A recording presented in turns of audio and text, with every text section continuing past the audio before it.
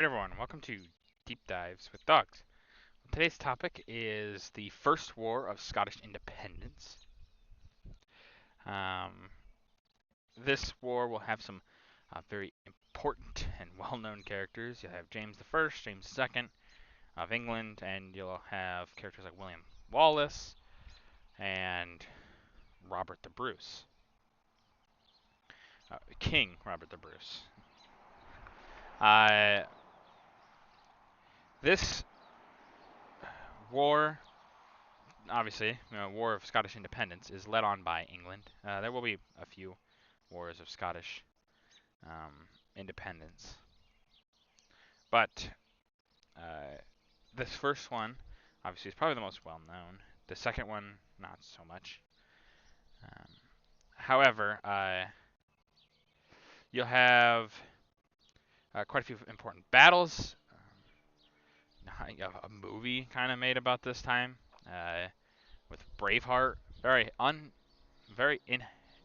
historically inaccurate, but it has some historical accuracy to it, kind of.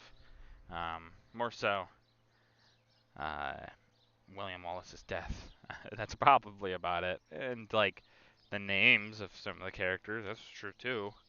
Not their armor, though, or really anything about them. But there's quite a few important battles, of course. The Battle of Stirling Bridge, 1298, I believe, 1298.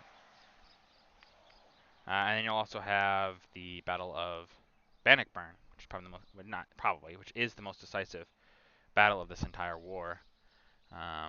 Stirling Bridge, small Scottish force, able to destroy a much larger English force through good tactical know-how of the land.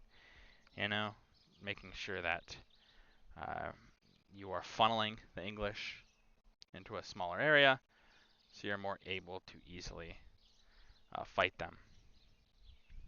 It's pretty genius by Wallace, um, but it won't be necessarily the sweeping victory for Wallace. Wallace kind of gets the guardianship somewhat of Scotland because of this, and he will lead another battle not long after Stirling Bridge, which will end in pretty much abject failure for Wallace. So bad that he straight up just leaves. He says, "Yeah, that's my bad. I apologize." Gives up the guardianship, and eventually he's captured, killed by the English. Pretty awful way to go, too. I believe he is drawn and quartered, which, if you don't know what that is, not a fun way to go. Not a fun way to go, nonetheless. Nonetheless, it happens to him. But you will have the rise, obviously, at the Battle of Bannockburn of Robert the Bruce. There was a few battles before this where Robert showed his real skill, and he will again show that at the Battle of Bannockburn. Smaller Scottish force defeating a much larger English force, and it'll be pretty much a decisive victory. James II, I believe, yeah, just does not stand a chance against old Robert the Bruce there, against the Bruce. But these battles really show Scottish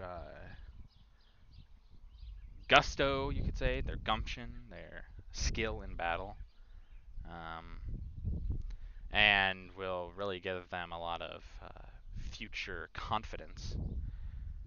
And it's good. Scotland deserves that kind of confidence, and they are hard fighters. Have always been, and always will be. And you can really see that in some of the battles in this war and their fight for independence. But that's going to do it for this video. If you guys liked the video, leave a like. If you have any ways that can improve these videos, leave a comment down below. I'd appreciate your feedback. And as always, subscribe. It really does help out the channel. Thank you.